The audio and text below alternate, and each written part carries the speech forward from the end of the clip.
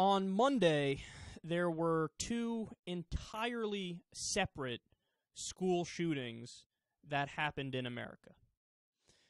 It sounds crazy to say this, but nobody died, so relatively speaking, it wasn't a particularly disastrous situation.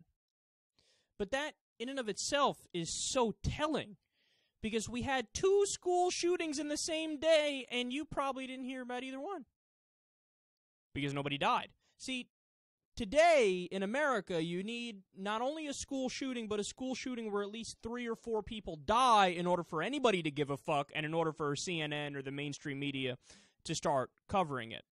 So how's this for a mind-blowing fact? That brings the total number of school shootings since Newtown to 76. Newtown was not that long ago. 76 school shootings have happened since then. Then yesterday, we also got this news, quote, Daniel Crespo, the mayor of Bell Gardens, California, has died after being shot in a domestic dispute inside his home. Crespo and his wife were involved in an altercation when his 19-year-old son intervened. His wife is believed to have then fired a gun. According to Daniel Crespo's brother, before the shooting, he told him on the phone, "She's over here fighting that I spend too much money." So in the same week, we have a politician killed by a gun and 2 school shootings. And again, you've heard what? How much gun violence coverage in the media this week, in the mainstream media? Not much, if any. So we've reached a point in America where our skin is so thick that I don't think anything would get us to take effective action. And you guys know me, I'm not talking about banning guns or doing some sort of crazy push in the opposite direction. I'm talking about very mild, moderate, vanilla reforms. But even that, it's impossible. If we got through Sandy Hook, where children were slaughtered, and we didn't get anything done, the bar is set in a place now where even if you go above it, we're too desensitized and people just, okay, whatever. And to be clear here, I'm not saying the American people are to blame, because the American people are totally open in the polls. They say 91% of them say do a universal background check. 60% of them say ban assault weapons. About the same say ban high-capacity magazines.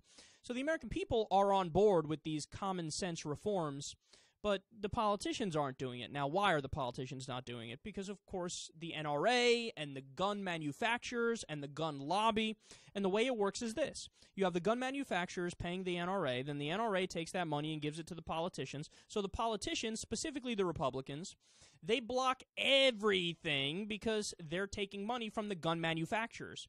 So, in other words, the group of people in the United States of America that should have the least amount of effect on gun policy control all of our gun policy.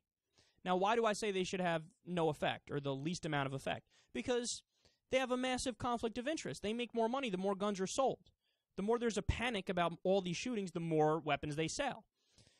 So they have a financial interest and a fiduciary responsibility to their shareholders to maximize profits and sell as many guns as possible. So when they give money to these politicians, they're doing it with the understanding that these politicians are going to block even the most common sense reforms.